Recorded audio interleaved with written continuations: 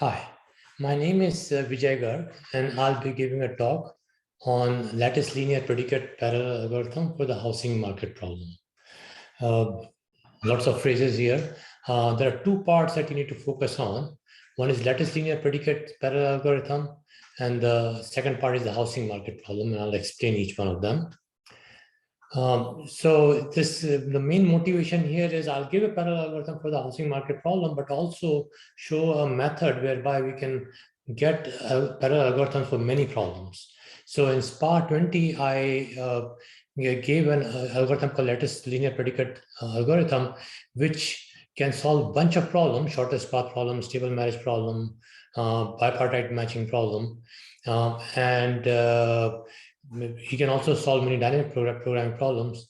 And in this paper, I'm going to show housing market problem.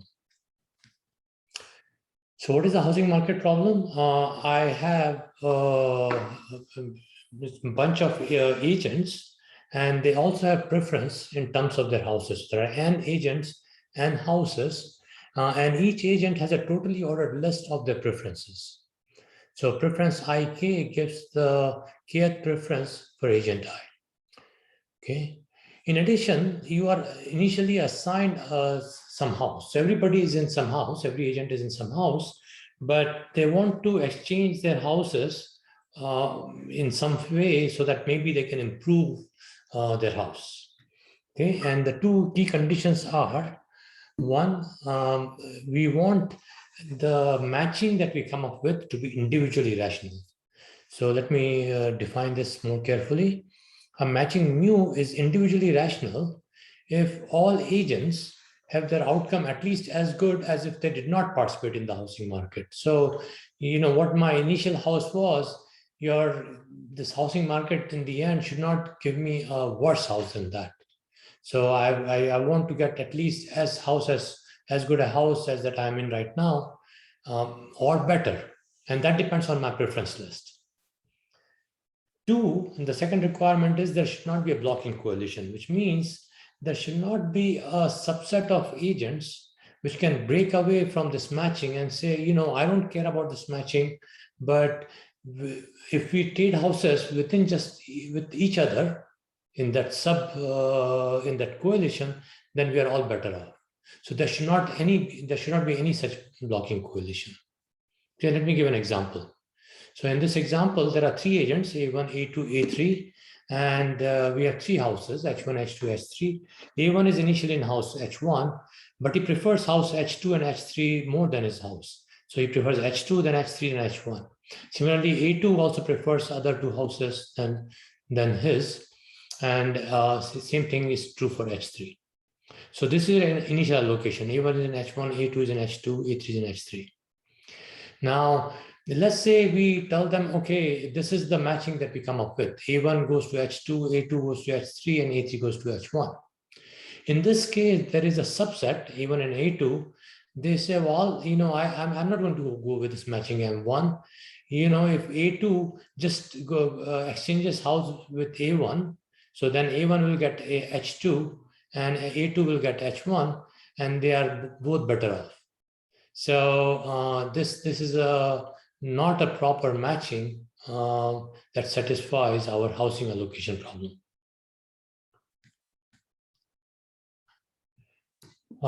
We define notion of core of a housing allocation problem is a set of matchings such that there is no blocking coalition. So there cannot be a group that can break away and improve their matching. Over result by Roth says that there is actually exactly one, you give any housing market, there's exactly one matching in the core of a housing market instance. There's only one matching that satisfies our condition that there's no blocking coalition. How do I find that particular matching? There's an old algorithm due to Gale, and Gale's top rating cycle algorithm is very simple. What you do is you repeat these three steps till you're done. So in the first step, each agent forms is a node, and then you form an edge from one agent to the other if that other agent has the house that this agent wants. So if A1 wants the house that A2 has, then A1 is going to point to A2. So you create a graph like this. Every node has exactly one edge coming out. So this is what we call a functional graph.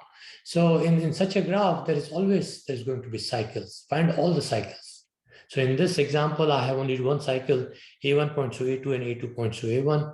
So what this is saying is you implement the trait given by the cycle and remove both the houses and both the agents. Now at this point, there's only agent A3 is left, only one house H3 is left. So he has to skip over H1, H2, and he gets house H3.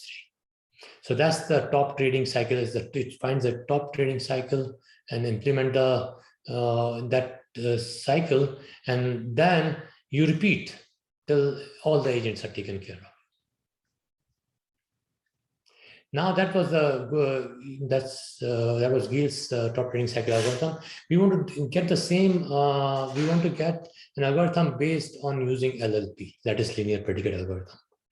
So in Lattice Linear Predicate algorithm, the key ideas are as follows. I'm going to first model the search space as a distributive lattice.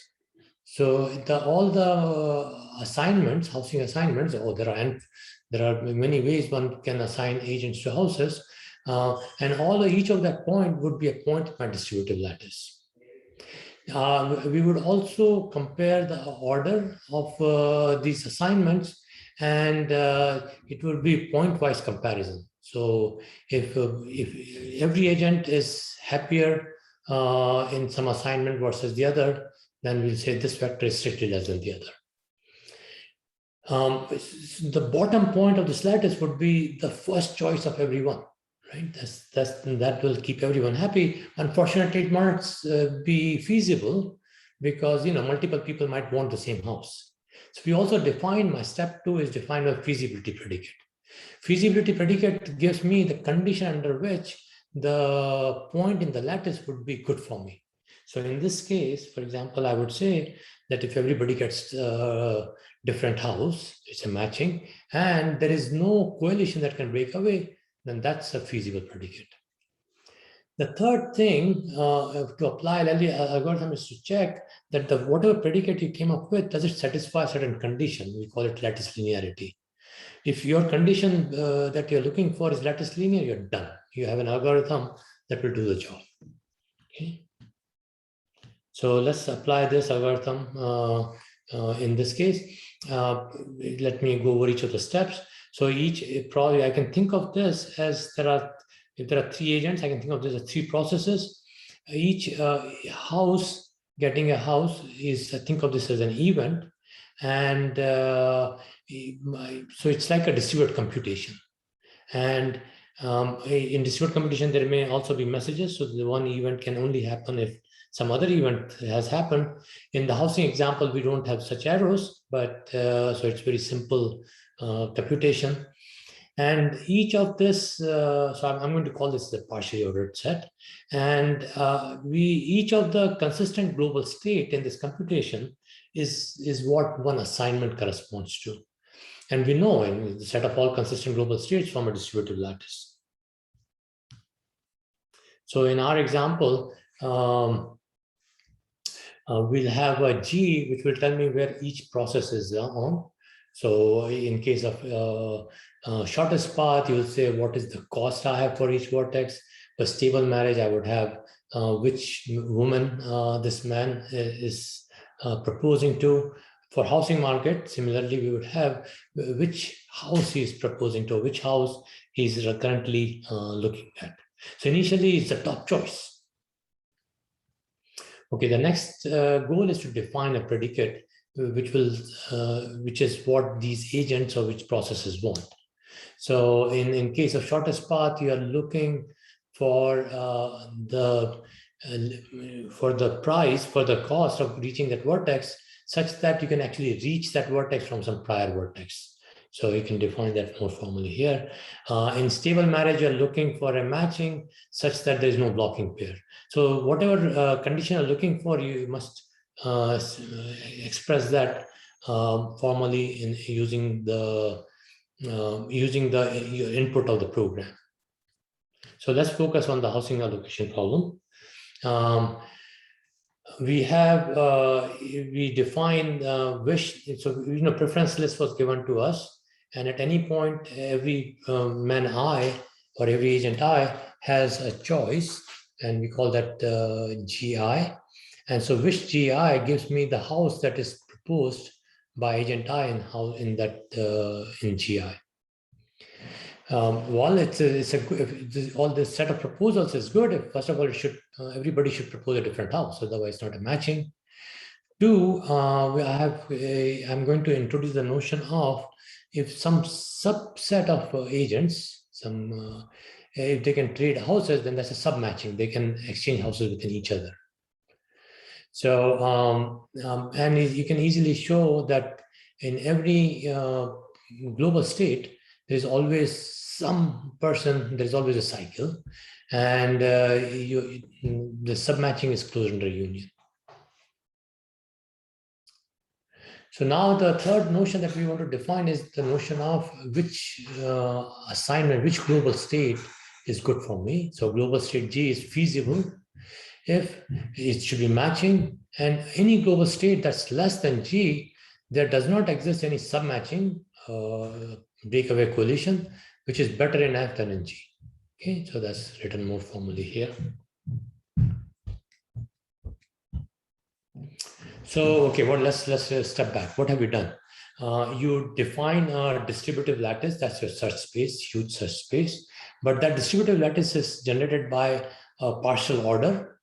So that partial order is small, okay? And we are going to search space based upon the global states in the partial order.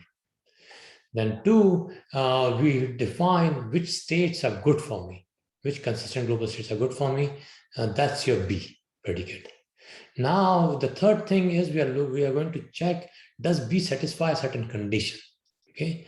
So what we're looking for is, let's say I'm in some global state G, and it does not satisfy my global condition. Okay, so then what do I do? We ask for a notion of forbidden state. Is there a process I such that unless I advance on process I can never satisfy the predicate? So I'm going to call process I forbidden in this global state G, such that if I don't advance on process I, then I know that my predicate will stay false. So for all global states bigger than G, if I don't advance on process I, then I'm guaranteed that I will never make my predicate true. So now I can define what a lattice linear predicate is. A predicate is lattice linear if no matter which global state I am in, if it's not true, if my predicate is not true, then there exists a process in which is forbidden. Okay. So, for example, in case of the simplest example is I'm looking for something should be true on process 1, something should be true on process 2, and so on up to process n. And let's say if one of them is not true, then unless I advance on that process, I can never make it true. Similarly, you can define for shortest path and stable marriage. Just to give you an insight, let's also look at an example where predicates are not lattice linear. So for example, if my predicate is x plus y greater than or equal to 1, and so if I'm in this global state where x is 0 and y is 0, my predicate is not true. 0 plus 0 is not greater than or equal to 1. But I cannot say that I must advance on P1, because without advancing on P1, if I advance on P2, I can make it true. Similarly, I can't say that P2 I must advance on, because I may not advance on P2 and I can still make the predicate true.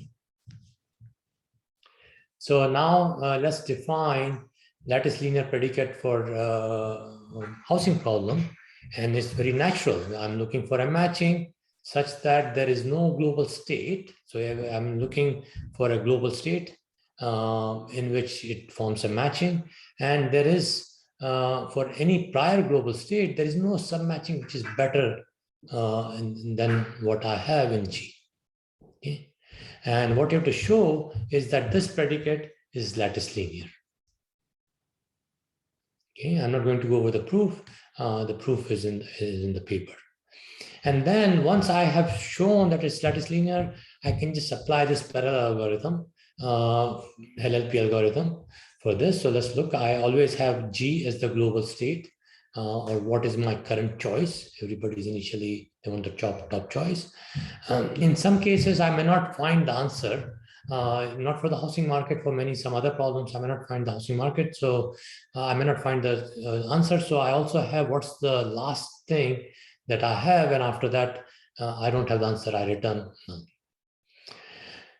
Always just is the macro, which says, which defines what is, in this case, what is a forbidden predicate. A predicate is forbidden, a process is forbidden in some global state G if there is submatching that I am not part of, and I want a house in that submatching. That's not forbidden. So then I have to advance on my choice. So what this algorithm simply does is, for all the indices which are forbidden, I've just advanced them. So if I can pause, if I can advance, then I just advance on them. If I cannot advance, then there is no solution. Once I stop, then I have an optimal solution. And this algorithm is, if I unravel it, I can, this is really, you can get Gale's top reading cycle algorithm, but it's not the most efficient in terms of parallelism. We also have to figure out how I can find submatching the cycles also in parallel. So then you may have to do some extra work. In this case, it's not that hard. What we have given in the paper is a randomized algorithm. So in this randomized algorithm, every node flips a coin, and then essentially they become active or inactive depending on the flip of the coin. And we make sure that in every cycle, there is at least one node that stays active. So based on the flip of the coin, you become active or inactive, but in one cycle, there is at least one node that stays active. And if there are more than one node that's active, so you keep pointing to the next active node. If you're not pointing to yourself, there are more than one node, so then you flip points again. Okay, so a constant fraction becomes inactive. That means in log and round, we'll have at most one node every cycle. We'll make sure that two successive nodes can never become inactive. So we are guaranteed that at least one node is always active. And you essentially traverse the success pointer to, you have a success, one pointer, and you traverse it till it gets to an active node. And if I'm pointing to myself, then I know that I found a cycle. So I sort of also keep track of which all nodes I've traversed and have to inform them that they have now part of the cycle, and they can remove themselves from this graph. And then we can start the next cycle of the next stage of the Gale's top trading cycle algorithm. So there is an algorithm, it's in the paper. And I'm not going to go over this algorithm itself. The key idea is just using randomization to increase the parallelism. Let me go over Gale's top trading cycle is actually optimal for the sequential algorithm. Earlier, there are some distributed algorithms too. In this paper, we give a parallel algorithm. And so in summary, what I've shown is that housing market problem is also, you can use LLP algorithm also for the housing market problem, in addition to a bunch of other problems. Thanks for attending this talk. And you can ask me questions during the real live talk. Thank you.